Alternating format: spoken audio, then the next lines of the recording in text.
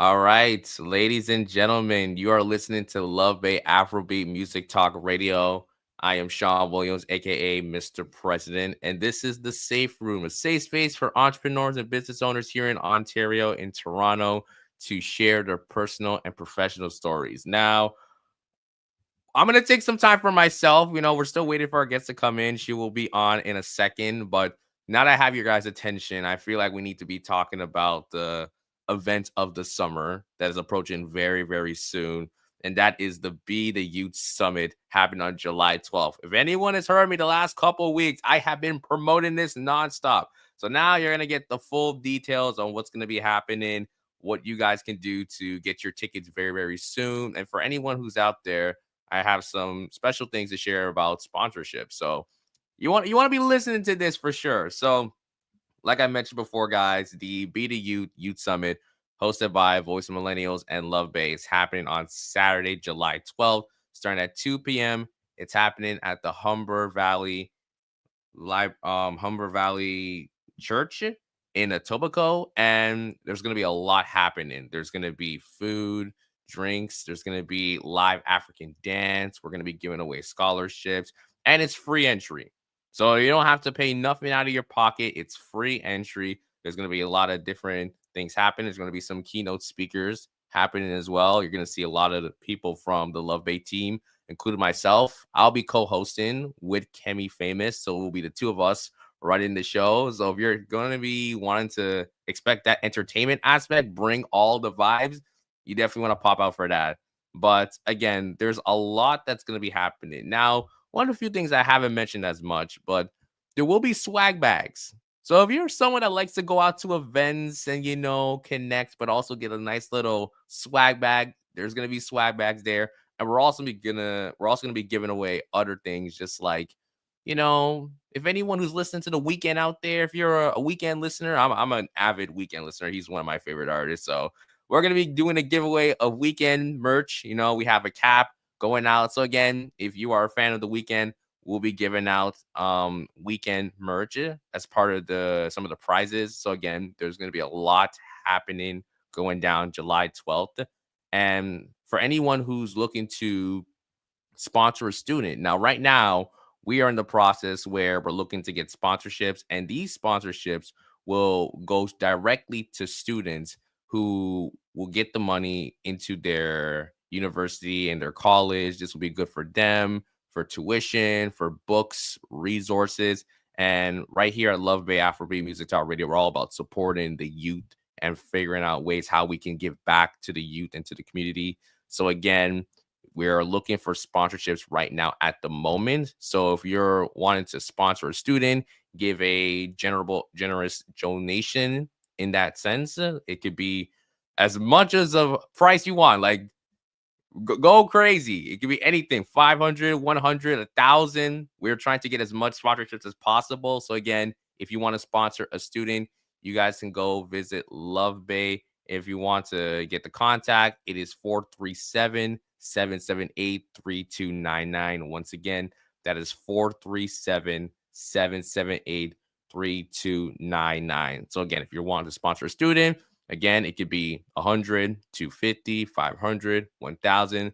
The more, the better. We're trying to get more sponsorships so that way we can give it to more students, give a higher price, higher range. So again, there's going to be a lot happening there. Like I mentioned, the swag bags, the food, the live African dance, keynote speakers, the sponsorships. We're looking to also get some vendors as well. So if you are someone who wants to be a vendor at this summit, again, contact 437-778-3299. Contact the Love Bay team.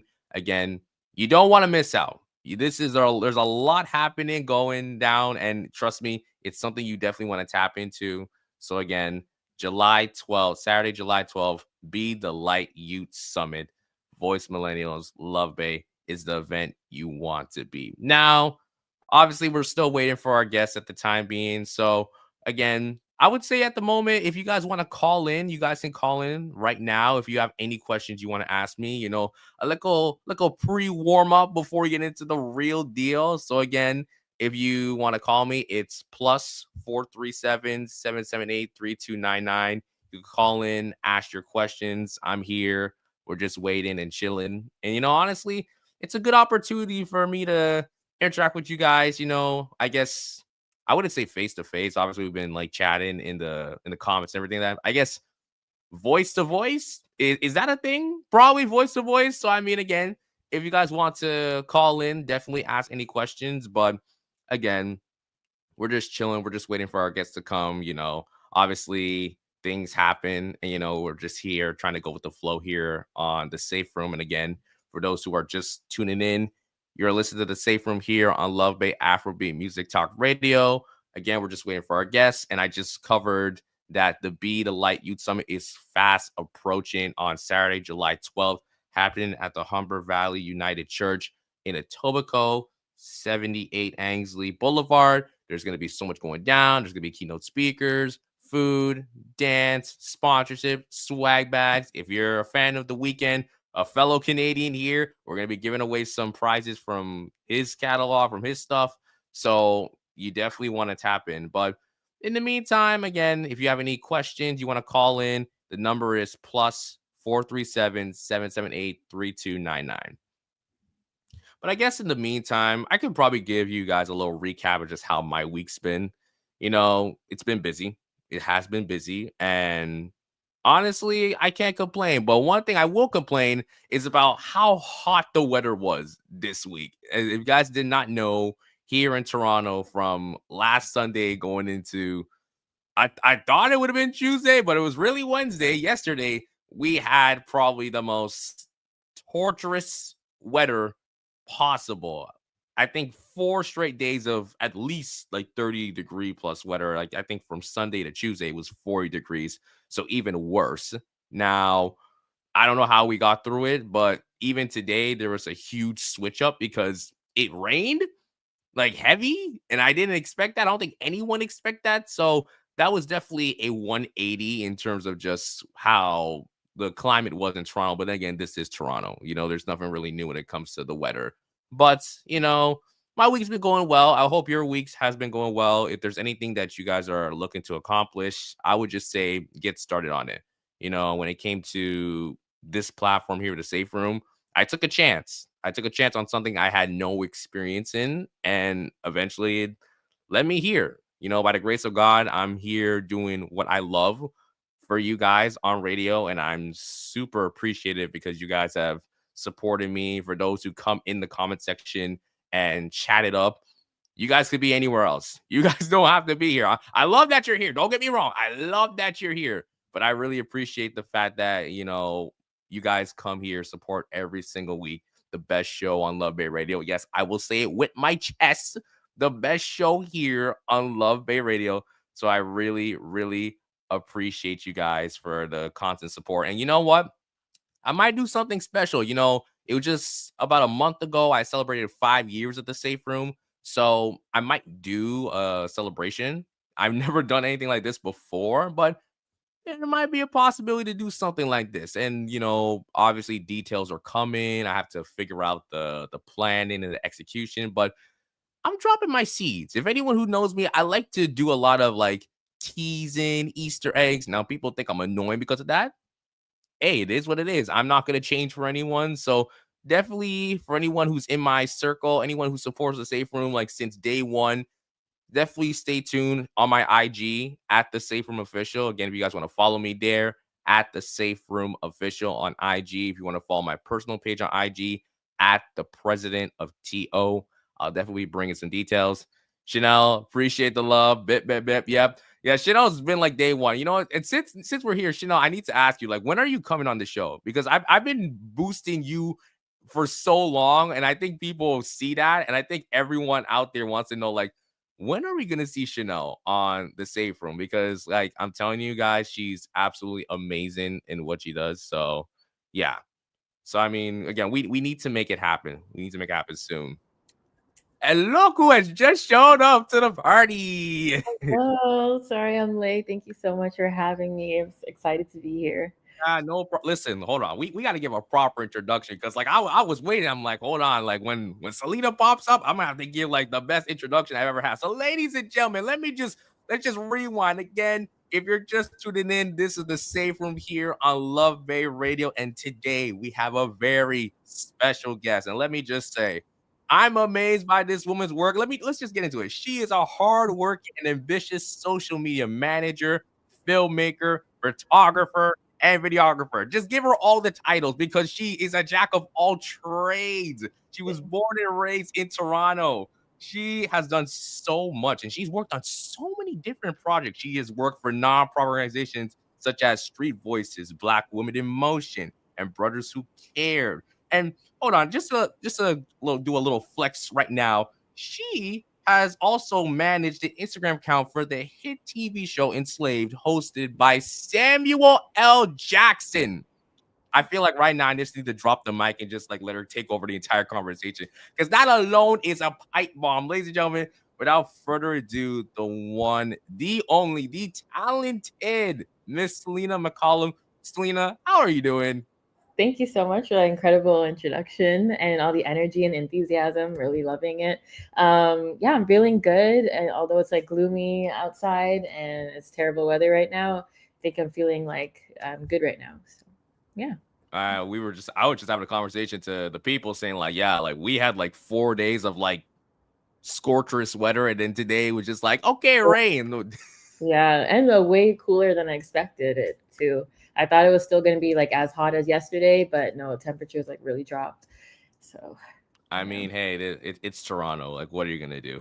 Right? Exactly. One day it's like extreme hot and the other day is extreme cold. You can never get like consistency here, definitely. 100%. Anyway, we're gonna talk about a lot in terms of like filmmaking, leverage lens. I saw you posted content today, so we're gonna crack down into that. Get into the details. But before we get into the main questions, of course, we gotta get into our opening segment, the hot seat. Okay, listen, Selena, don't worry. I know she's like, oh boy, Sean, like, don't get me nervous now. Like, No, no worries. I'm an open all for the most part.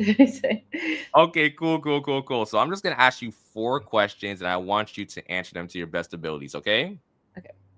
Okay, perfect. So outside the work that you do, which might I say again, incredible work that you do, tell me something about yourself in one sentence. Okay. In one sentence, I'd say I am a creative, optimistic person that likes to have more of like a chill vibe, and but at the same time have a really hard work ethic. So I feel like I'm a little bit of both. And I know this is not a proper sentence, structured sentence at all. But yeah, I think to narrow it down, I'm a very optimistic, hardworking person that just likes to create fun things, honestly. So, So like I'll say a couple things. So number one, when I ask this question and everyone gives that same response, like I know that's not really one sentence. I think that's the whole point. I feel like it's just so hard to explain yourself in one sentence because it's like there's so much different things you want to describe yourself as. But I think even like you mentioned, that perfect fusion of creativity and work ethic. Because again, you are someone who's like you've done a lot, but I can tell like when you're committed to an idea, like you want to see it fulfilled to yeah, its fullest potential. And I think that's something I admire from you because especially in the just the industry of filmmaking, it's very easy to create an idea and then having to scrap it because sometimes it's like it's hard on us. 'Cause it's like, oh, we have this like precious project or this idea we want to go through, and then certain things happen. And then once you have to move away from that, it hurts. It hurts in general. So I feel like for you to have that consistent drive, regardless of what obstacles are in front of you, I think I really commend that a lot. thanks. Thank you so much. Yeah, it definitely is hard to let go of something once you have kind of envisioned it in your mind and you see it how you like you kind of see how it would go if it did happen and you kind of stick to that idea. So I'm a person that I don't really like to even share ideas unless I know I'm going to go for it like full like the full way, and I'm going to put my head down and work on it and try to get it out there, cuz like I just like to like talk about things and then like act on them, instead of like the other way around. So, but yeah, Yeah, ladies and gentlemen, she's like, listen, I get an idea, I'm working on it. I don't like to just wander around and procrastinate. I gotta get to the bag, get to the goals. yes, literally. That's I think like the best way. Well, not the best way, because of course, being a creative, there are different ways that you can see your ideas through. And like I do procrastinate a lot, and then but when it comes down to it, I'm like, okay, it's pressure time. I have a week left. I need to finish something. Then I'm kind of in that go mode too. So like, there's different ways to go about ideas, but I really like to make sure I see things through. And like bringing up leverage lens, when I had started it last year, my film festival, I got funding to do it last year, but this year I didn't really have that like back support or that funding for it. And I like said I'm still going to do it anyway. I'm still going to like ask for sponsors and put my own money back into it, because I didn't want to do something where it's just a one-off, like I did it one time and that's it. Like I wanted to continue to build a film festival, so I was happy that I was able to do that again this year. So yeah. Yeah, 100%. We're Hey, listen, we gonna get into leverage lens. I got some questions for you, so we are gonna get into that. But let's go on to the next question here for this hot seat segment.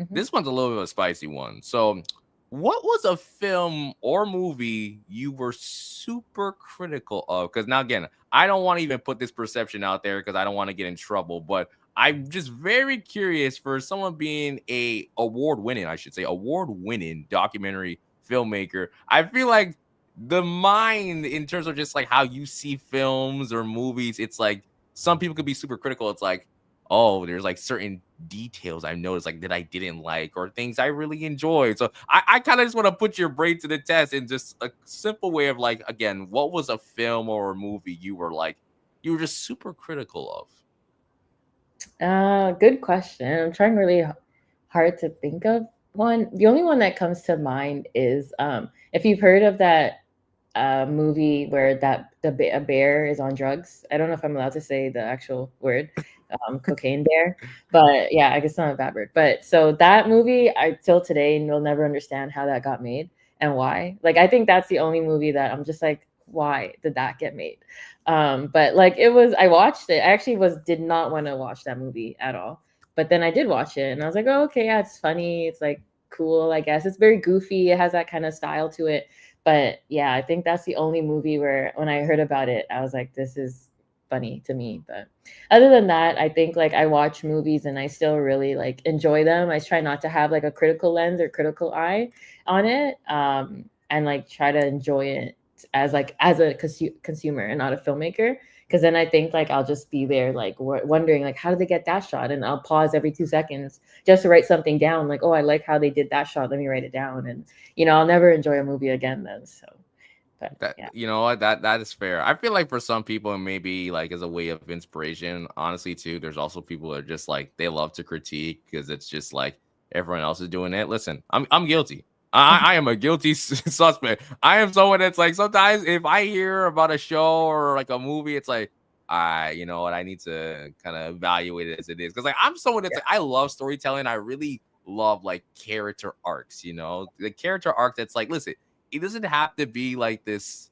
sensical, logical way. It's like, listen, it can be goofy, it can be whatever it is, but it's like Yeah. there's got to be like a build to it. Obviously, Chanel in the chat's like, yeah, I'm truly critical. Like I'm like detailed and everything like that. But I wanted to ask a follow up question, Selena. Do you have a preferable genre of like film or movie that you watch? So documentary, being a documentary filmmaker, I love watching any type of doc, usually more on like the crime side or investigative documentaries or something that has to do with like a social issue or a cause or like, I guess a little bit scientific, like if there's like, they're trying to figure something out and like experiment on something or someone or whatever. But yeah, I love documentaries for sure. And then when it comes to narratives, I'd say I do enjoy comedy and romance, and then action, and then thriller, or maybe thriller first, then action. Yeah. So. Yeah, Chanel, about to say, Chanel, I think you found your soulmate because, like, my sister, she's like documentary educational stuff. If I even show her a different genre, she's like, nope, I Yep. am not watching that. I love documentaries. Yeah, I'm like watching all the recent ones on Netflix that have dropped the Trainwreck series. Of course, they cover Doug Ford, not Doug Ford, Rob Ford. I watched like half of it. I have to finish the rest, but I just watched like Poop Cruise. That one was like hilarious but sad. and the Travis Scott Astroworld. That Oh was yeah. heartbreaking, like so heartbreaking to watch that one. So, but yeah, I love watching documentaries. I try to keep up with all the new ones as much as possible and stuff. But Yeah, 100%. Okay, going to the third question here. I want you to tell me an interesting fact that you rarely share about yourself. okay, rarely share. Um, Actually, I guess that I don't share often unless it comes up. So my mom is Muslim and my dad is Christian. So I'm Muslim as well. And it's something I just don't share all the time because like when people first see me and identify me, I just kind of come across as like a black woman and like not really go into religion. I'm not that practicing as well, but I'd say that is a fact that I don't really share as often. But yeah. Yeah, that's actually interesting. I would have never thought that too. That's very interesting. Do you feel like that's something that it's kind of meant to keep like for yourself? You feel like that's something you just never meant to share with certain people, and that's something that's kind of like within yourself that I'm just keeping it to myself. I'm not trying to like let everyone know based on my religion. I'd say not really. It's just more so like if someone were to ask me, then yeah. But if it doesn't come up, then I don't really talk about it, just because like I'm not practicing as much. But it is something that I do hold dear to myself and like is a part of my identity. I just don't like to like I don't lead with it all the time. So yeah. Okay. Yeah. Yeah. Definitely. Definitely. Okay. Now, going on to this final question here for the hot seat. What is your personal safe room? So, what is a safe space? It could be physical, it could be mental, that allows you to be your authentic self. Um, a safe space, like what makes up a safe space for me that I feel safe, or like Yeah, it could be something that makes up a safe space. It could be like, again, anything that's like a physical location. That's like when you're in there, you feel like your authentic self, or even something like mental. Maybe it's like, because I've heard multiple people say that, you know what? It doesn't matter what space they're in, as long as it's like I'm in the right type of mindset, then like, I'll be okay and I can be my authentic self. So again, like it depends on what that represents to you. yeah, that is really important. Mindset for sure would be something if I'm not really like feeling it or low energy that day, like that would definitely impact that for me, like to not feel as safe somewhere. But physically, I think I'd feel safe if I know I'm around like good people with good intentions and like good hearted people, creative people, you know. Yeah, I think that for me is a safe space. My family, my friends, of course, make up a safe space for me. And just being like home alone, I think that's also definitely my safe space. I love being home alone. So yeah, it's just the best, I think. Yeah, it's something about just like being in the home or in the house alone where no one's there, just kind of like I can do whatever I want. It's like, no, no, no, guys, I'm not encouraging that. Don't trust me. I'm not encouraging you to go reckless when it's just like, oh, I got the house to myself. I can do whatever. But like, yeah, it's kind of like it's like your own zen. You kind of feel like you can walk around your different rooms and just kind of get a vibe for it, or even just chill. So I definitely feel that. Yeah. 100%. Okay, so that's all the questions that I have here for the hot seat segment. I felt like you nailed it right out the park with all these answers, very unique, very original. So we love originality on the show. Thank you. Thank you. Of course, of course, of course. So I want to get into the main questions now. So again, you are someone that like I remember the first time we met. I'm trying to remember, was it through business in the streets? Yes. Yeah. And I think the pandemic time or just It was before the pandemic. Or no, yeah. yeah, I can't remember too, but I did the headshots during it was like a business photo day Oh, I think that might have been after, like, after I think it was pandemic. like 2021 or 2022. I'm not sure. Yeah, I think 22 or 3. Guys, honestly, when it comes to timelines, like we're cooked. Like the last 3 years have just been a blur. So I mean, I can't it, tell what's after, before, during. It's like hard for me sometimes. it's been bad. But guys, I do have a backstory. So you mentioned that I think it was a content day. So I Yes, was there. Selena was taking some amazing headshots. So for people who don't know, if you go to the Spotify, Apple Podcast, whatever the case may be, You obviously type in the safe room. You see the podcast art cover.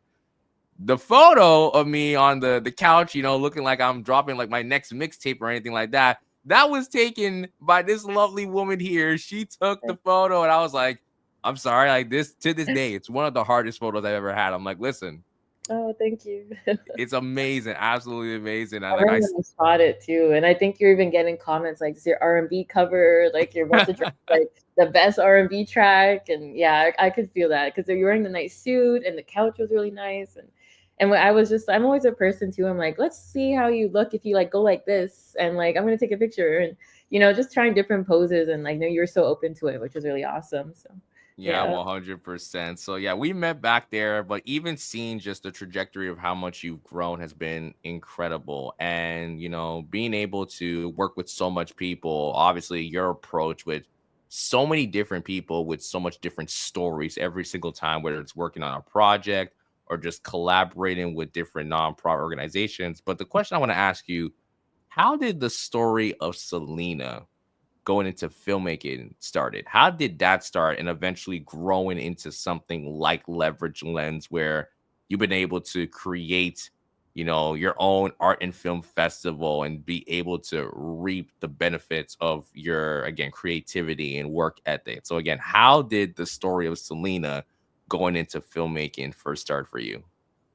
Yeah, thanks. I like this question a lot. So I started at school. So I went to University of Windsor for digital journalism and communication, media and film. So it was a double degree program. And on my journalistic side, it was like they taught us how to use a camera because they had mentioned that journalism is no longer just writing a story and that's it. Like you have to learn how to use a camera, how to take a good photo, how to do a good video, then edit it, then tweet about it.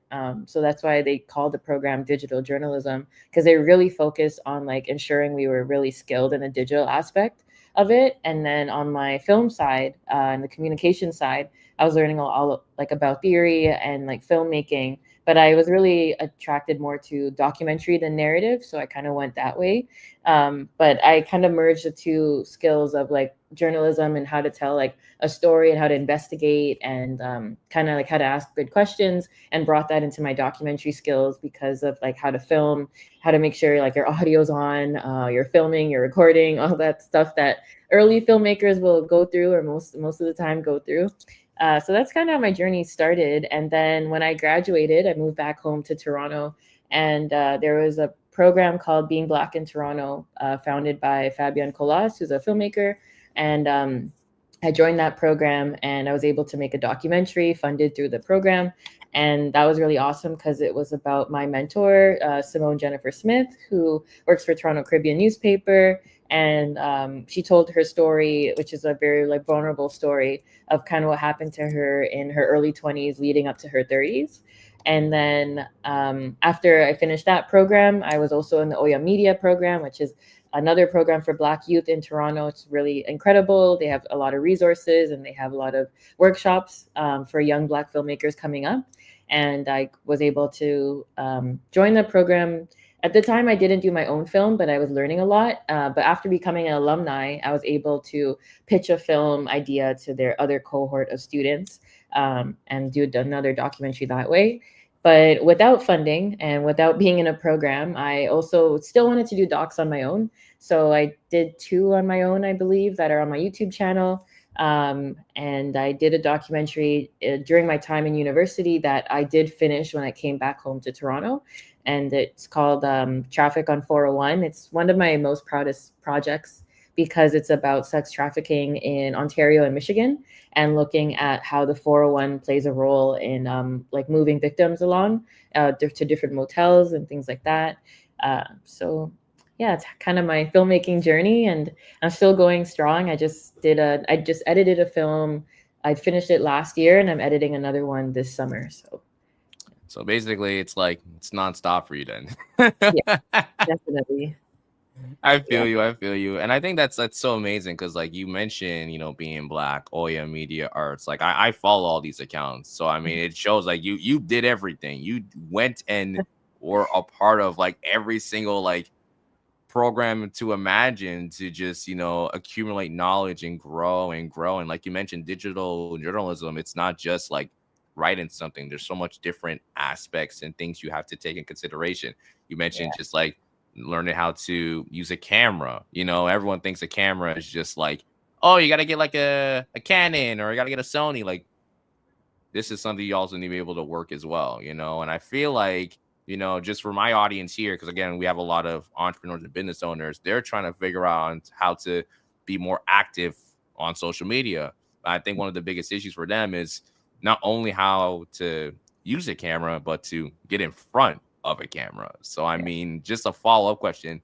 I know like most of what you did was more of like you're kind of behind the camera. It's like I'm not really getting in front, but I guess what was like the relation. I don't know. Maybe you're like, well, Sean, that's not the case. That's not actually true. But it's like, what was like the relationship, I guess, for you being the one behind the camera and then also working with folks who were in front of the camera? Like, did you tell them things that allowed them to be more comfortable, or were there things that you could just kind of picked up along the way through different programs like Being Black, Oya Media Arts, doing your own documentaries? Like, what were some things you kind of learned along the way when it comes to just the difference between like being in front of the camera and being behind the camera?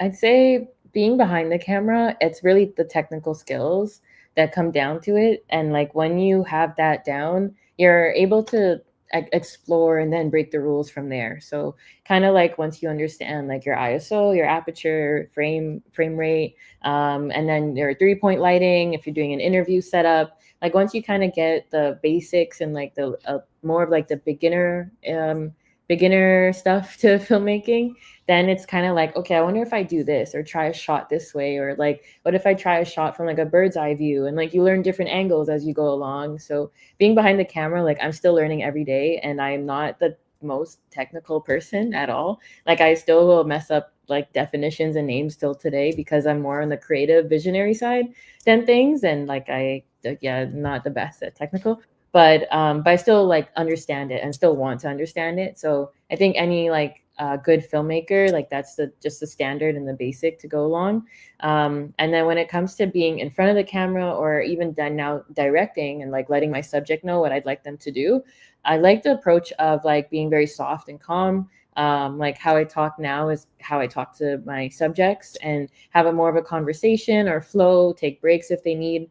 So if they need to take a break, if it's like a heavy topic, or if like they are crying even out of happiness or sadness, like just being able to know that they're allowed to feel those emotions and give them space to feel whatever they're feeling. um so yeah, I think it's just more so like putting myself in their shoes as best I can, and then asking them questions that I know they'd be comfortable with, and that if they're not, like letting them know like you're totally okay to pass on this question, we can move on to something else, or like kind of keep it that way. So that's how I've been able to, I guess, be behind the camera and in front of the camera a little bit on the directing side. But yeah.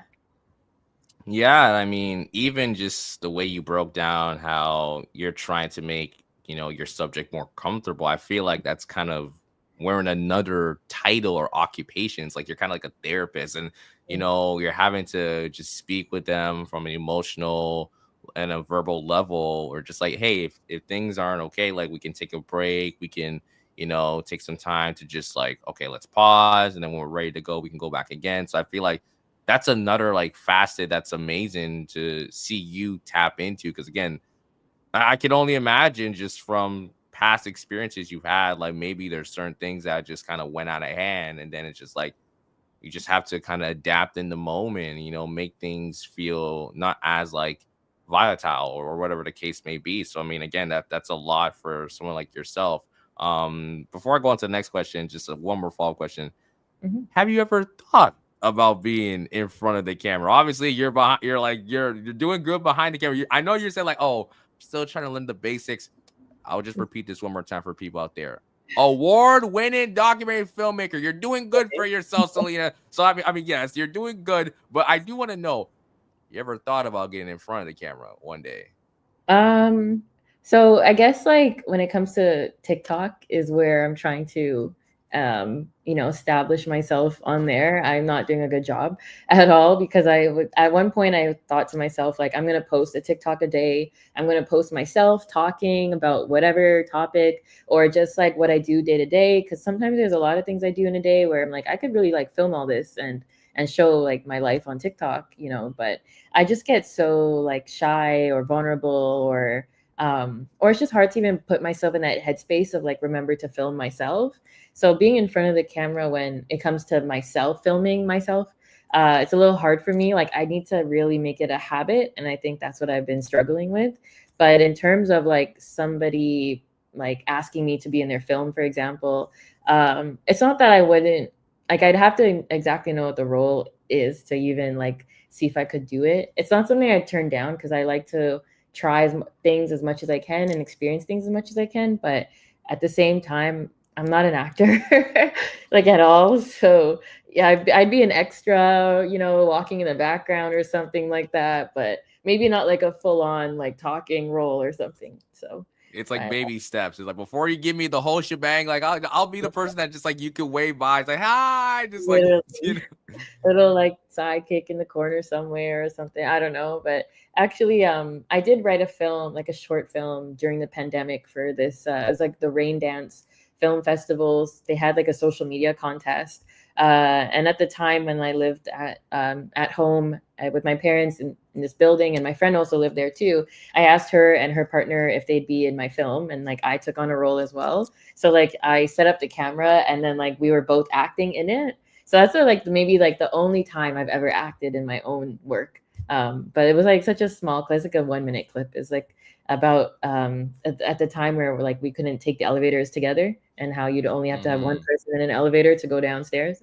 So it was basically about that, of like us trying to be polite and not like saying you can take the elevator, no you can, and then someone like her partner comes in and just takes it and goes down. So it was really funny, but yeah. Yeah, definitely, definitely. Yeah, I mean, listen, I definitely think it's in there. Listen, someone a couple weeks ago challenged me to get into more live streams on YouTube. I'm still behind. I'm doing my research. That's all I'll say. I'm doing my research. So you know what? How about we both keep ourselves like a promise? If you can be more active on TikTok, I'll get back to my journey of like doing more live streams on YouTube. So That'd be awesome. Yeah. Okay. We'll keep each other accountable. Definitely at least like one live stream a week. For me, one TikTok a week, exactly, I'll exactly. split All right. every day. Yep, perfect, perfect. Okay, so again, for those who are just tuning in, you're listening here to the Safe Room on Love Bay Radio. We're here with Selena. We have been going into Selena's backstory as a filmmaker, award-winning documentary filmmaker. I will be spamming it, so Selena, get ready to be annoyed by me, but I will be spamming that all conversation log. But Thank you. I want to get now into Leverage Lens. Now, it was a couple months ago. I think it was a couple months ago. You had your Arts and Films Festival.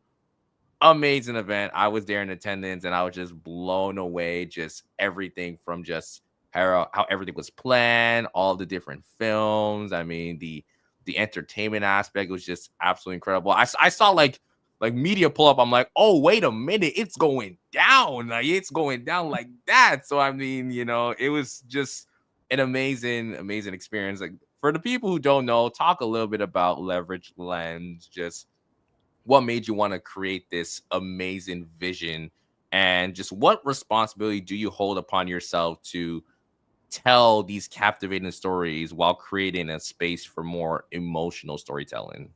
Thanks. So Leverage Lens is my documentary production company that I founded in December 2023, early 2024. And basically, I have a background in photography, videography, and filmmaking. My first business was Shot by Selina, and I knew I wanted something that wasn't in my name, that was something that everyone could share and feel like they belong to and could feel like a part of. So I was thinking of a name and like an organization that I could start that would sort of be like either a business or a nonprofit, but I wouldn't have my name in it and like all these things. So I was trying to figure out a name, and then I knew I liked the word leverage. And then of course using AI, I'm like, oh, what could I do with leverage and camera, like as a name? And leverage lens came up. I'm like, oh my god, that is amazing. Like that's the one. So that's how the name was formed, leverage lens. And the meaning of it really is just like, you know, leveraging your art, leveraging like telling a story, using the camera to tell a story, and letting people see your things, letting people into your world, and like leveraging that. So that's like the basis of it. And my slogan is pulling the lever on stories that matter. And I wanted to do a film festival, and it was kind of perfect timing because I was accepted into the mastermind program that's hosted and organized by the C Center for Young Black Professionals. Amazing organization if you haven't heard of it yet. And through that program, you're able to get funding to put on an event that is impactful for the community. And so I did that in 2024 in February. I also had City News come last year, which was really nice to cover that event. And it was more geared towards Black stories. I showed three Black documentaries, or three documentaries by Black filmmakers. One was my own. And then we also had like the photos and the art around. So fast forward this year now as well, through like funding it myself and asking for sponsorship and partners and resources, I was able to put on the second one that was held at TMU in Toronto. I got that space generously through Oddside Arts, which is an incredible organization as well. I highly recommend check them out. They have a lot of things going on this summer too. And yeah, so I got to host the Leverage Lens, the second one. I reached out to City News again and said, I'm having the second one. I'd love if you come. So they came again, which was really awesome. I had 11 films this time. So from last year, going from three to now 11, which was really cool because I signed up for Film Freeway, which, if anyone doesn't know, it's where you submit your films and to different film festivals around the world. So we're now on Film Freeway, and I was able to kind of share that with like people across Canada and internationally. And so that led to having 11 documentary films. And then with the artwork as well, I kind of boost the post on Instagram and ask artists and photographers to submit their work. And yeah, it's basically like I think I say it's like an overwhelming explosion of art and photography. Like everywhere you look, there's going to be something that catches your eye because all the work is so beautiful. The portrait photography, like the criteria is it just has to have meaning and a connection to something or someone. So it's either like a scenery, or maybe it's like a picture of your hometown or a photo of your mom, and like it's just beautifully done, and the story that like is with it is like adds connection to it, because I want Leverage Lens to be something where people can connect to it, and like within an art form, I guess, and with to each other through art. So yeah, my long spiel. Hey, listen, like you get all the time on the show. This is where I like shut up and I don't say a word. Like this is your platform to speak. But I mean, again, just amazing how you mentioned you went from 3 films to 11. Like how did that experience, feel? Because obviously like 3 is a little bit easier to juggle, but in 11, there's a whole different approach. Like, did you try to get a team of folks to just help with more of the time flow and make everything more smoother? Because obviously when I got there, there's like people setting up, making sure that the event is great. But I can only imagine the build up going into that. So how was that experience for you? It definitely was a lot more to juggle, because with three films and one being my own, it was really only two filmmakers that I ensured felt welcome. We had the Q&A afterwards as well, and it's kind of like a lot quicker. The films are very short. I think each film was about 6 minutes, and then mine was like a 13-minute film. But this time, it's like each film was about 10 minutes to 8 minutes. So it's also making sure, like, if we're having people sit for an hour or so, or just over an hour to watch all the films back to back, that they're all very interesting. They're all very like dynamic, and they're all really unique in a way. And so I did have a team that helped me select all the films, which were my jury. Sorry, so Catherine, Calvin, Danielle, and myself. Yeah, it was just four of us. But I also had a film festival coordinator and Aisha, who's a good friend of mine and the social media coordinator for the film festival as well, and Leverage Ends in general, really helped me put everything together, helped me organize. And even looking at the schedule, I wanted to ensure like I wasn't going overtime, I wasn't keeping people there too long, even though we did end up running overtime. But everyone still loved the like the vibe of the film festival and the Q&A after, to hear all the filmmakers, all the directors were there except one, or sorry, except two, because one director, she lives in New York, and the other director, she's actually, like, I think I'm gonna butcher this, but she's not in Spain, but she is somewhere, maybe Portugal, but yeah, so she's not in Canada. But yeah, so like, but everyone else was there, so it was really great to like hear everyone talk about the film and like why they made it. And then we had a subject as with us as well, who had an incredible story. He is in a wheelchair, and he is now taking on wrestling professionally.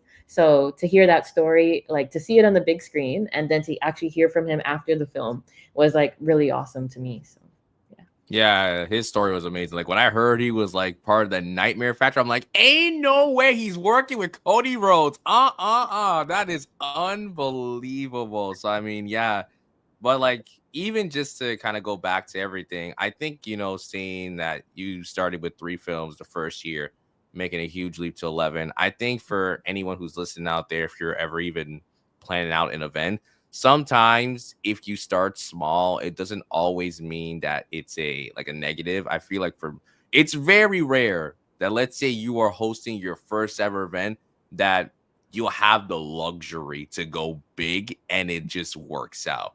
Most times you have to kind of start on a small scale and just work with what you have. And I think that's important for anyone who wants to do something similar to maybe what you did, Selena, or even if you just want to do your own personal event for your business or for your brand, is to kind of always look at a small scale. And then if you find success, then it's like, okay, let's try to go a little bit bigger. But to see that huge leap is truly remarkable. And I mean, I can only imagine for everyone who was there, just the amount of like praise they were giving you. Cause again, you worked so hard to make everything just fit. And but also keeping that integrity of what Leverage Lens is through these art and film festivals. So I think that's a huge testament to just not going in a completely different direction, because I feel that's a common trope for filmmakers too. It's like, oh, I want to do this. And it's like, oh, I want to go in this thing. And then it's just like, it's inconsistent. But for you, I think just in all aspects, you like to have that consistency in what you do. So I like that. Thanks. Thanks so much. I honestly, like, yeah, I think 5 years ago, if someone said you're gonna have your own film festival, it wasn't even a thought or something that I wanted to do. But being a filmmaker for the last 5 years, and then understanding the documentary scope, how sometimes, like, as an emerging filmmaker, you don't really get a platform for your film, especially when like your color might be a little off or your audio is peaking at some points. Like, it's really hard to get accepted into a film festival when you're very new and beginner. Sorry, my phone. But like at the same time, you still want a platform to share it with like your friends and family, and to get like, as a filmmaker, getting a laurel where it says like the name of the film festival you're a part of in the year is everything. Like, it really helps with your branding. It really helps your film to kind of shine a lot more and people to pay attention to it. And so like, I just kind of felt a little bit alone in that where I had these films that I made that like weren't Hollywood level production at all, but I couldn't get in anywhere and like show my film anywhere because it's a very hard competition. There's a lot of other documentary filmmakers there that like are years ahead of you or just had like a really good team. So I wanted Leverage Lens to be somewhere where even if your film has like a little bit of peaking audio and the color is not completely there, you're still, and but it's a really good story and it brings people to tears, or it shows a certain lifestyle or different perspective that can open people's minds. That's what I'm like, that's what Leverage Lens is about, and that's the films I'm looking for.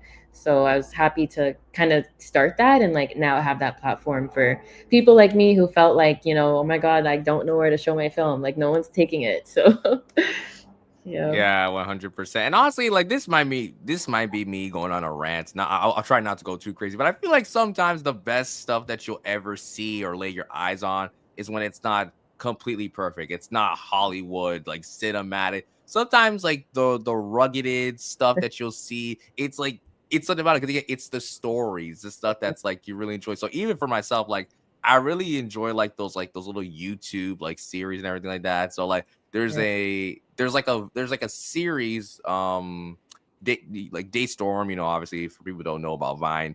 I know this audience might not even know what I mean by Vine, but let's just say for the youths, like Vine was like the thing back in the day. But Daystorm Yeah. Power, he was like a very like notable like still notable like figure today. He had this YouTube series where basically was kind of portraying himself being caught within a relationship. You know, he was cheating on, you know, his girl. And it was this whole convoluted thing where it went into like its own different lane where it was just like crazy and crazy. But the whole structure of it was that it was 1 minute long and the dialogue was basically through like music. It was kind of like a musical.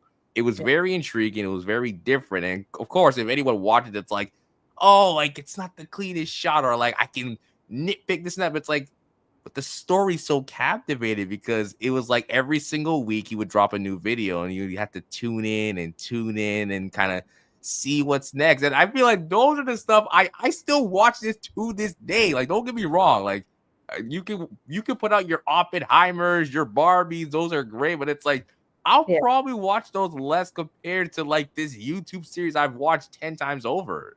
Yeah, like that actually reminds me of Issa Rae and how she got started. Like she had Awkward Black Girl, I believe, the series name, on YouTube, and that's how she started. And if you watch that, like I'm sure it's not Hollywood production cameras or red camera or black magic, but like she got what she had, and she had a team, and it was a great story, and she's really funny, and she kind of put that together, and then she made Insecure. So I think it's like it's nice to also be that segue of like an artist or a creative that is on that path to creating something very beautiful. It's just like giving them that extra push or like letting them celebrate what they've created now until like 5 years later, like myself, we create something way better and like we have a more of a team and more funding at that point. So, but yeah, I mean, listen, you have to start somewhere. And once you start somewhere, it can only go up. yeah, literally. So, Yeah, 100%. Okay.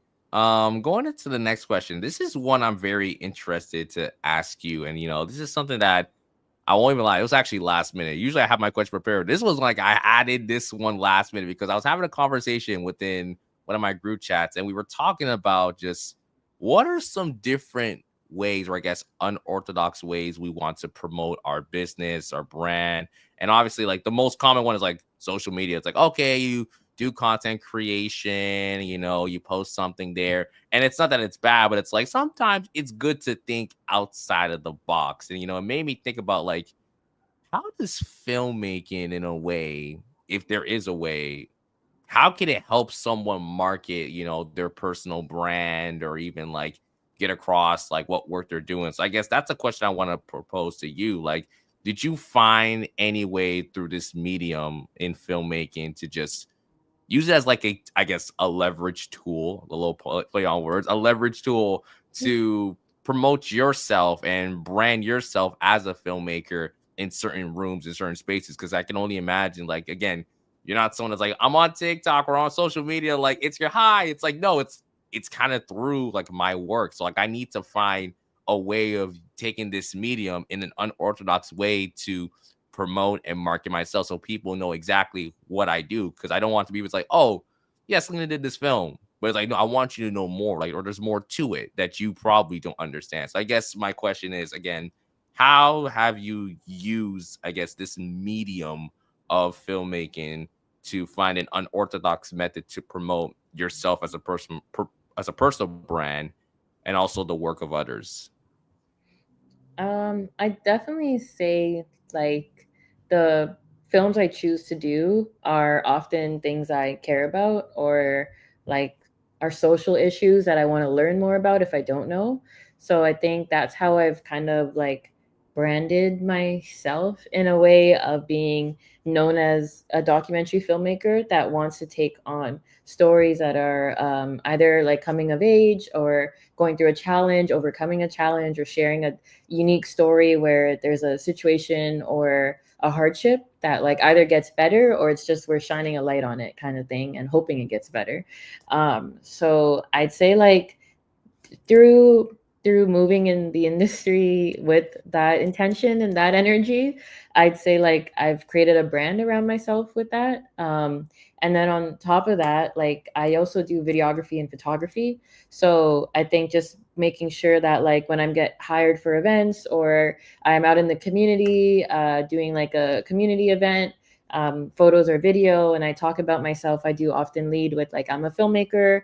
You can watch my films on YouTube, and that's how I've been able to like market myself. I created my website about or rebranded my website like 2 years ago or so. I have to update it again, but like I have the campaigns I've done on there as well, like for nonprofit organizations, and I have my films on there too. So I'd say like being a filmmaker, half of it is branding, because if it's not yourself, you're talking about your film 24/7, because you want to make sure people are watching it, they know about it, that like it's getting places, it's either going to be broadcasted somewhere or it's on your YouTube channel and you're trying to get the views up.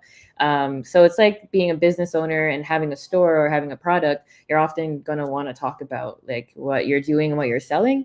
At this, the only difference for myself is like I want to not technically sell my films because I don't sell any of them, but I just want people to view it or watch it or like know about it. So yeah, like if you look at my Instagram, there's rarely any selfies of me. It's a lot of my work. It's a lot of leverage lens stuff. It's a lot of posters and graphics and things that I'm up to or I've done in the past 2-3 weeks or a month.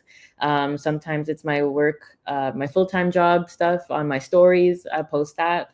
So I think it's like being a filmmaker, it's good to have those skills of how to market yourself, how to market your film, how to talk about yourself, because that's definitely like hard to do when you're networking. It's not something that comes to people as naturally, but even I'd had to learn like how to naturally start to talk about myself. Like I don't say award-winning filmmaker, I just say documentary filmmaker, but I should start saying that. But Hey, yeah. listen, I'm about to coin it right now. Listen, what next thing you walk in the room, it's like address me as properly, okay? Award winning. Put some respect on my name. Yes, thank you, thank you.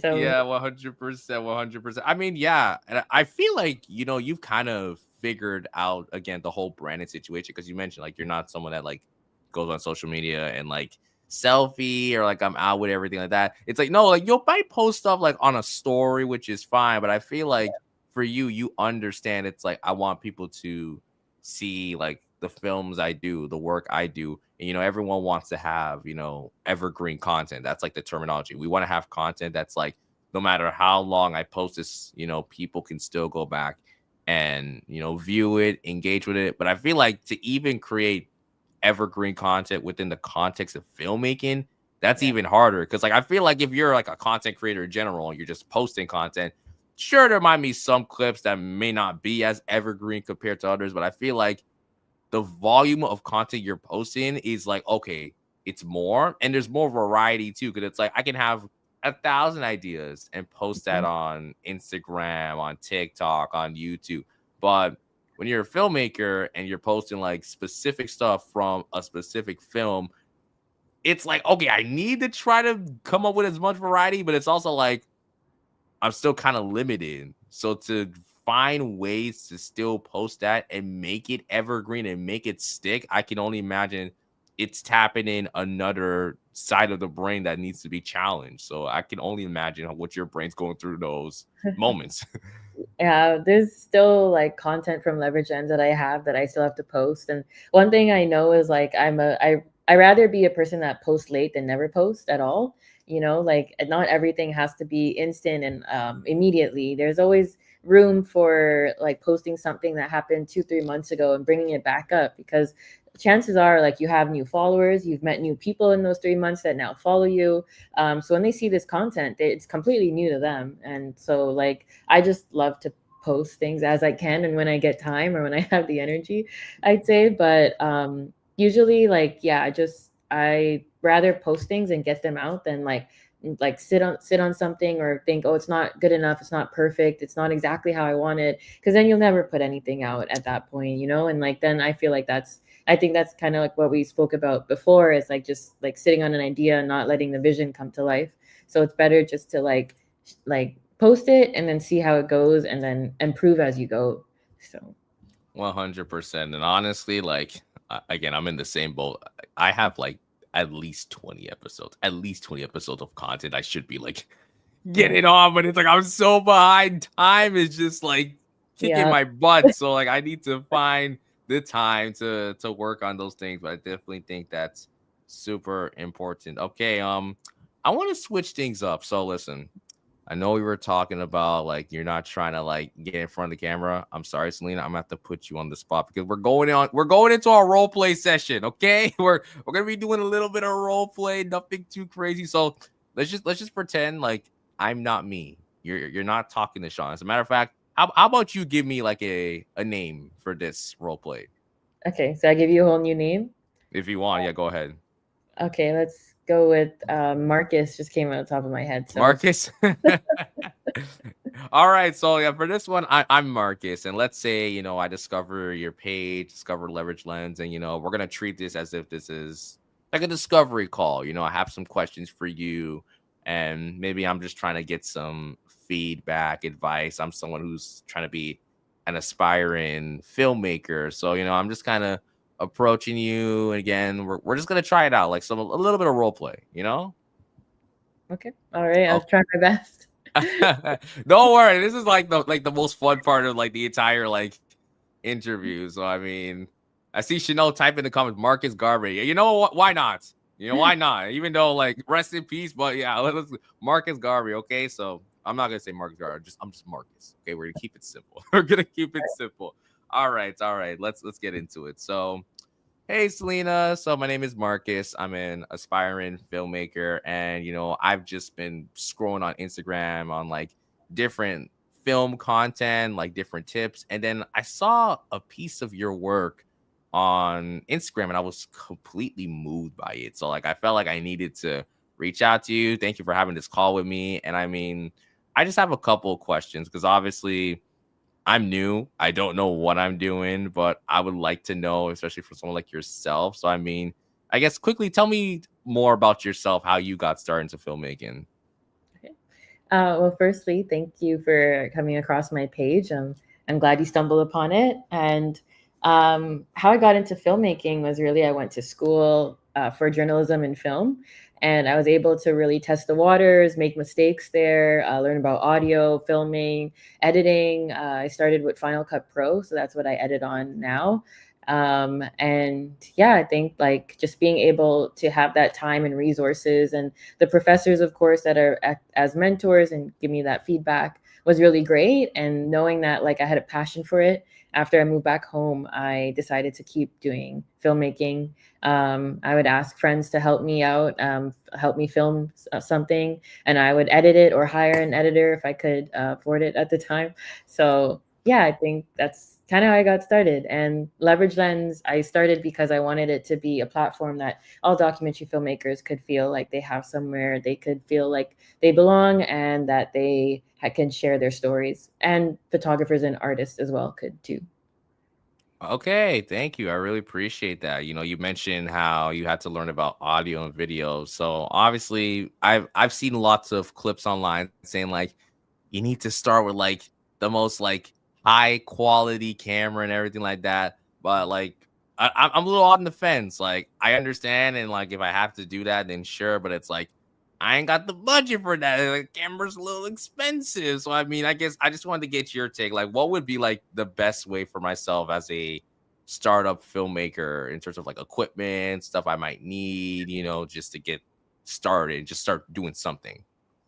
So you definitely don't need the best equipment right away. I'm not saying like don't ever strive to get it because definitely you should as a goal, but I'd say as a start, like you can really use your phone or you could buy a DSLR camera, mirrorless camera that's like either buy it secondhand, so might maybe getting it under $1,000 on Facebook Marketplace, or if you're gonna get a brand new camera, then maybe just 1,000 or just over $1,000 depending on what brand you're going for.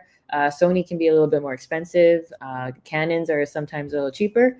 So yeah, and once you kind of have your camera, I'd say like, what story are you trying to tell?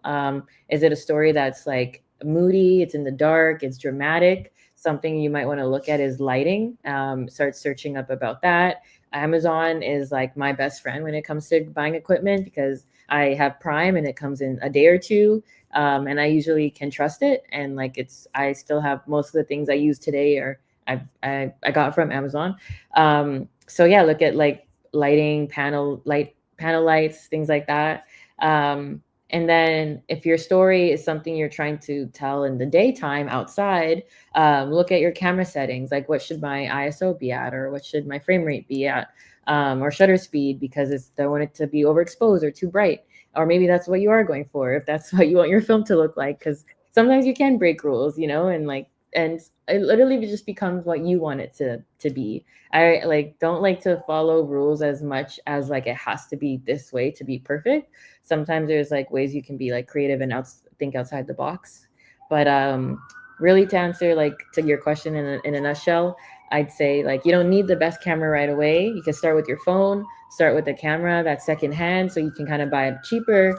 Learn how to use your lens, and then learn how to use lighting because that's gonna really change your storytelling game. So Okay, I appreciate that. So yeah, like honestly, I think it's really the equipment, the aspect I'm having trouble with. But when it comes to writing a story, I can write a good story. I like yeah, to write a lot about my community. There's a lot of folks that are going through like issues with housing and everything like that. So I try to like, talk to them, grab inspiration, kind of get into documentaries. So like again, I'm really inspired based on like your work. Do you have like I guess any advice for me going into like something like filmmaking, but particularly wanting to create documentaries because I can see like you're a master at what you do. I guess I'm saying that, as like Marcus, like you're a master, but like I guess like do you have like any advice for me that would be super beneficial? I'd say write all your ideas down for sure, and then find people you can collaborate with. Filmmaking is a very collaborative industry and activity. So you're going to want to find people who are good at gaffing and lighting and cinematography, or people who can be your production assistants, or if you don't want to direct your story, maybe you just wanted to write it and give it to someone else. Find people in your circle that are willing to volunteer, lend their time. Maybe something if it's like a service share where like you help them with their film and they help you with your film, something like that. But I'd say advice really is just find your crew, find a good team that you'd like to work with, and continue to build from there, expand, and work with new people all the time. And then I'd say learn the aspects of filmmaking if as you I guess are right now, but like yeah, like learn like yeah, keep learning filmmaking. My partner always likes to say like watch YouTube videos a lot. So watch YouTube videos and learn what the other filmmakers are doing in the states or internationally around the world. Look at what new equipment is coming out so you can think of new ideas and like other things that can give you like yeah ideas for your story. But the number one thing is like always like try to see your vision through. Just because like a story might look too hard or you feel like you don't have time, like it's just excuses a little bit, like not excuses because sometimes you don't have time, but it's just I feel like it's a way of talking yourself out of it. But don't talk yourself out of it. Just like pick a day, pick a time, get people together, and then film your movie. So Okay, that's perfect. Just one more thing before just, we wrap things up. Just I don't mhm. know if it's too much because like sometimes like I feel like I'm super confident, but sometimes I get shy and like in these moments. But I know you're a busy person, but I'm just wondering if like I could have you as a mentor because I could always use someone to just like bounce ideas with, and I mean, again, you've done so much incredible work. I was like, I liked every single thing on your page. As you can see, like I'm super inspired by what you do. So I don't know if it's a possibility. Again, you're super busy. I don't know if you could just like help me out, like be a mentor just in some Yeah, way. anytime, let me know. I'll drop my email and Instagram. DM me whenever. I reply the fastest, either an email or DM. So just reach out whenever you have a question, or if you want to like say, "Hey, I filmed this and I edited it. Can I send you like a WeTransfer link or a Google Drive?"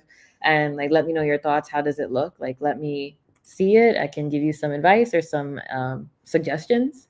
and then yeah, we can go from there. So always happy to mentor, because I think that's how we like move forward in this industry, with is like helping each other. So All right. Thank you so much, Selena. thanks, no problem. Thank you, Marcus. All right. It's scene. I that was good. That was good.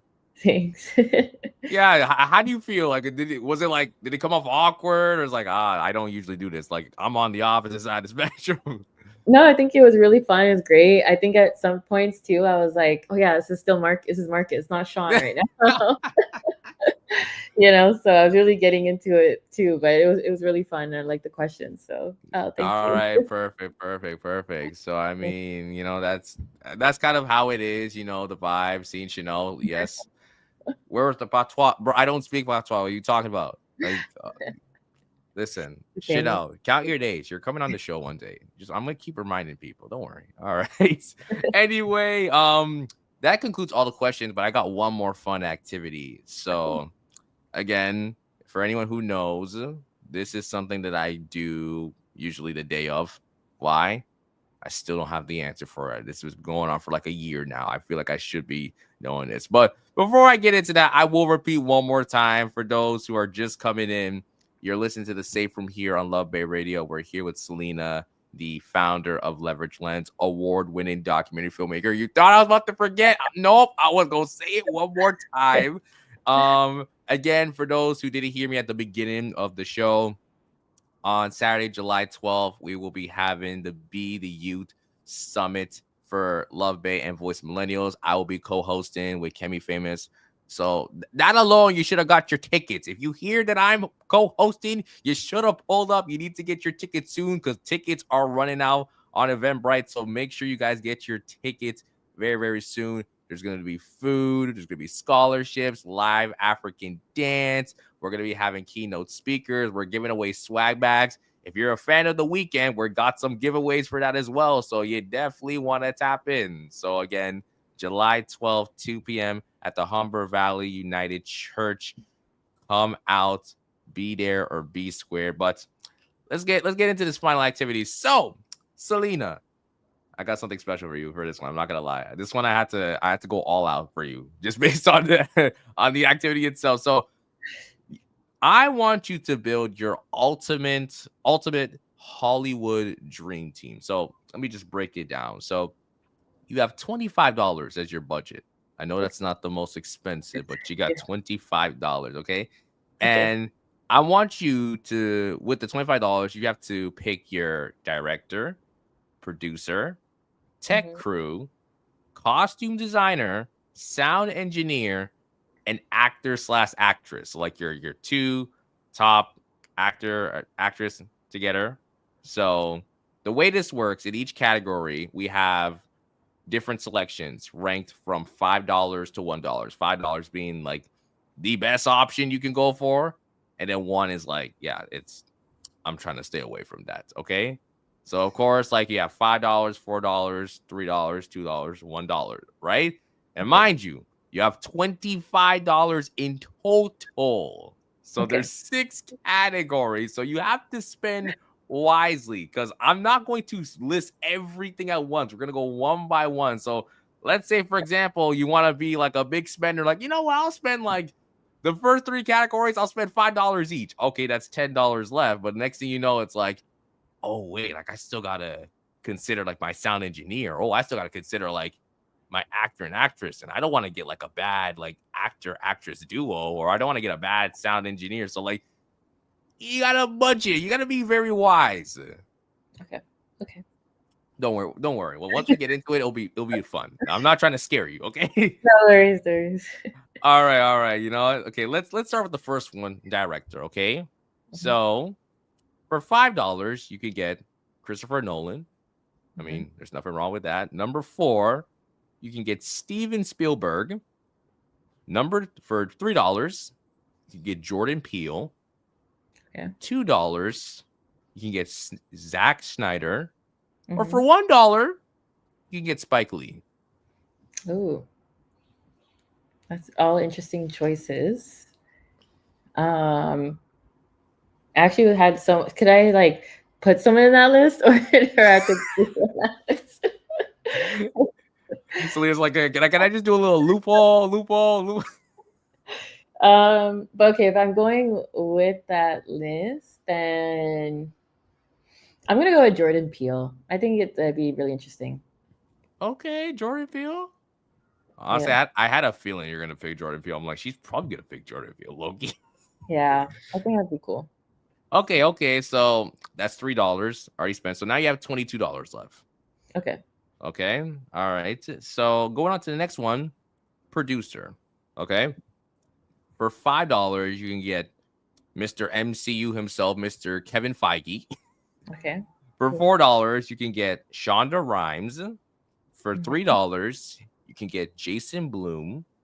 For Oh, no. $2, you can get Tyler Perry. Or for $1, you can get Brad Pitt. Mr. Brad Pitt. He's been producing a lot, like Brad Pitt. Like every movie I've seen is like producer Brad Pitt. I'm like, wow, he's really in his production bag right now. Um, but Jason Bloom is like he has great thrillers and horror films. So I'm like stuck between. But then Tyler Perry just did a really great movie. I don't know if you guys watched Straw. Mm-hmm. Netflix, like incredible. The acting, like yeah. Oh my gosh, I'm blanking on her name. Um, There's Holly. Shonda Rhimes as well at the Yeah. $4, and then obviously Kevin Feige at the $5.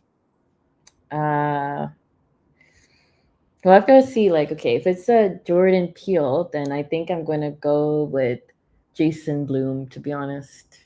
Okay, so we're kind of sticking on Or theme. yeah, because I want to build out the theme of it all. Yeah. I like it. See, I like it. Again, you're having the strategy. It's like okay, like we gotta stay consistent. Okay. Mhm. All right. So now we got the tech crew. Okay. Okay. So again, this is handling the camera, the lighting, the color, everything. This is crucial. So we got for $5 we have Roger Deakins. Mhm. We have for $4 we have Chloe Chow. For $3 we have Greg Fraser. Number two, and this one I found hilarious, but I put down Michael Bay's editor. Okay. Not I didn't give it an actual name. I just said Michael Bay's editor. Yeah. And then number one, I said Kababy Lane. So for people who don't know, he's like that TikToker who just like he does like all the reaction where he doesn't speak. He just say a single thing. It's just like the reactions and everything. That's or like when it's like, oh, you see those clips like, oh, I can't open this, and he's like, Like emotionless. yeah, like emotionless. Oh, that's your number one. That's your $1 option.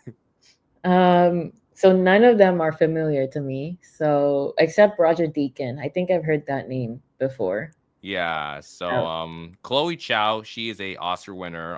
Greg Fraser, he's responsible for films like Dune, The Batman. So okay. Okay. Michael Bay is Michael. If you've seen a Michael Bay movie, I mean, like you know what you're getting. That is true. That's more action drama, right? Mm-hmm. Or yeah. I don't have a woman on my team yet, so I'm gonna go with Chloe. She's Oscar winner, so she can lead us to the Okay. Oscar. All right. Okay.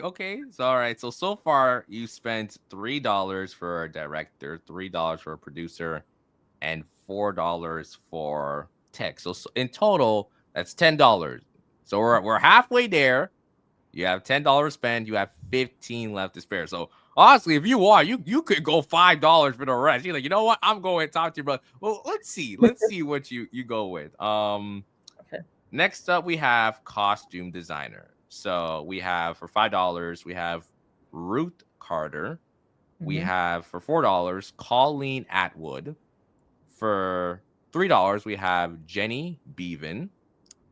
$2, we have Mr. Kanye West in his Yeezy era.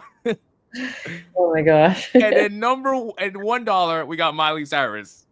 Oh wow. Miley would bring some really different style and unique. Also, it'd be really cool to work with her just in general. But I can I know a little bit more about the first two, like what they've done. Yeah, so Ruth Carter, responsible for Black Panther, culture, detail icon.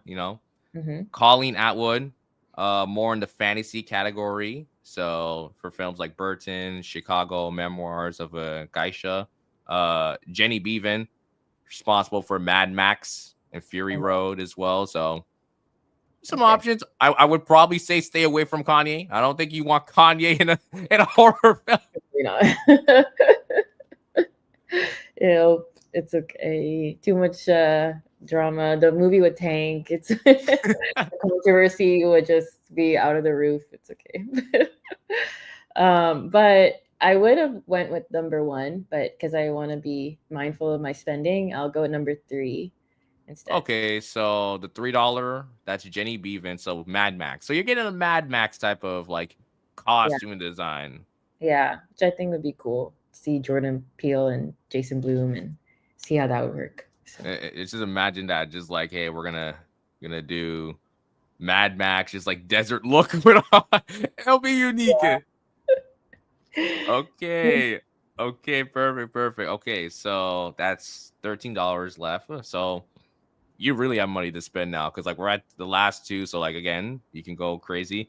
Next up, we have sound engineer. So again, the mixing, the effects. So we got Gary Rydstrom. We mhm, have for $4 Ludwig Göransson. okay. For $3, we have Hans Zimmer's protege. Again, I didn't give a specific name, but Yep. Hans Zimmer's protege. For $2, we have Pharrell Williams, you Oh, know. yeah. And then for $1, we have Mr. We the Best Music, DJ Khaled. Oh my gosh. Um, I actually Hans Zimmer protege, but then Pharrell makes such great beats, so it's between the two for me. I think I'm gonna go with Pharrell. Just yeah, Okay. I can honestly imagine like just Pharrell with the mixing or even coming up with a soundtrack as well for like a yeah, horror film. Like, right? It should be really, really good. And I think it yeah. had some like uniqueness to it, like some hip hop horror in there. Like I don't know, but it'd be cool. I mean, listen, like I definitely think he could pull some artists for that hip hop, gory type of sound. Yeah. Yeah. Okay, okay, I like that. So just want to make sure we have everything. So for producer, he spent $3 for Jordan Peele. Mhm. For oh no, so excuse me, producer Jason Bloom. For director, it was Jordan Peele for Mhm. $3. Dead for tech crew, you went for Chloe Chow for $4. For costume design, you went with Jenny Beavan for Mhm. $3. And then for sound engineer, you went for Pharrell for $2. So $15. So you have a whopping $10 left. And I like how he's like, you know what? I'm not going to go big. I won't lie. I've done this a couple of times. Some people are greedy. They will spend the $5. No, gotta strategize. It's like my funding brain, like Okay, so here it is. Now we got the actor actress duo. I feel like this is the biggest one because it's like, yeah, you have like a perfect team, but if the actor and actress aren't the ones people are gonna come out for, like I don't know. yep. The PR, the marketing. This is where the marketing comes in. Someone who's Okay. marketable. So Here we go. Okay, so for $5, you can get the ultimate duo, Viola Davis and Denzel Washington. ooh, okay. For Nice.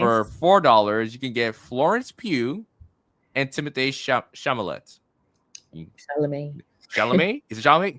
I'm so sorry. So I said Chalamet. Chalamet. My bad. My bad.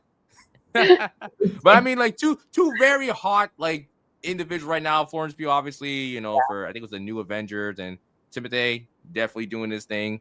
We Yeah. got for $3, you can get Zendaya and Lakeith Stanfield. Okay. Not bad. Number two, you get The Rock and Jennifer Lopez. Oh, that's a. That's a very odd duo. I think they've been Or in number, movies together. yeah, I mean, I don't know how to. Again, just imagine The Rock in a horror movie, Jennifer Lopez in a horror movie. Yeah. All It's right. And then the number $1, you Hmm. can get Mr. President himself, Mr. 47, Donald Trump, and Paris Hilton. Oh gosh, no. um, so I'm gonna go with Zendaya. Okay, Zendaya and Lake Heat Stanfield. Okay, what's the reason for that? Zendaya, she is phenomenal. Her performance in Euphoria is everything. And I know she'd be able to bring out a side where she's horrified, but the audience is going to love her. So, yeah. That would be new for sure because I don't think we've ever seen like No, Zendaya really tap into like a horror horror. side. Yeah, I don't think so. So like I think that definitely works. Okay, so looking at your budget, you have spent a total of $18, still with $7 to spare. Nice. A quick Honestly, I PR. like that. I like that because again, like you did not pick. I honestly thought when I got to the actors, I'm like, it's like this might be the one she spends $5. I'm like, I'm sorry, Viola Davis and Denzel Washington. We're talking two goats right there. Yeah, though, yeah, that would be incredible to work with them. But I think Zendaya, she's really gonna bring it. So I like that. I like that. The confidence in Selena. Like I believe in you. I'm gonna give you the ball. Selena, take us to Zendaya. Take us to the promised land. yes, and I spent accordingly. So if my movie's not that good, at least I didn't spend that much money. So, It's because like I'm not trying to go bankrupt. I need to make sure we get hit those projections. literally, yeah, or have it like that's the worst, I think, as a filmmaker when your film tanks or it doesn't meet the box office predictions is like very embarrassing. So, yeah, I think like I'm saving a little bit money, but if it does do really well, now I have a lot more money for PR stuff and audience reaction things and engagement stuff. So, I love that. I love that. Okay, well, that's everything I have for today, Selena. Thank you so much for coming on. I know, things started a little bit late, but I feel like we kept that energy from start to finish. So it was wonderful having you on. It was a long time coming. So again, really appreciate your time. Tell people where they can find you, where they can follow Leverage Lens, where they can keep up with your work. oh, first, thank you for having me. I'm so glad we got to do this. It was really fun. Even the role play was really fun, and it was really nice. Like just learning more about you and like getting and me talking about myself as well. So it was really cool, and thank you for having me. You can find me on Instagram at MaCallum is my personal. It's SelCallum, and Leverage Lens is LeverageleLens. Yeah, and to learn more about Leverage Lens, it's leveragelens.ca is my website where you can hear about our workshops that we have, our festival. We will be having a networking event coming up in August. Still figuring out the date to lock it in, but look forward to that where we can all hang out and meet in person. If you're in Toronto, I'd love to have you there. So, yeah. All right. Perfect. Perfect. Again, I appreciate you, Selena. Appreciate everyone in the chat.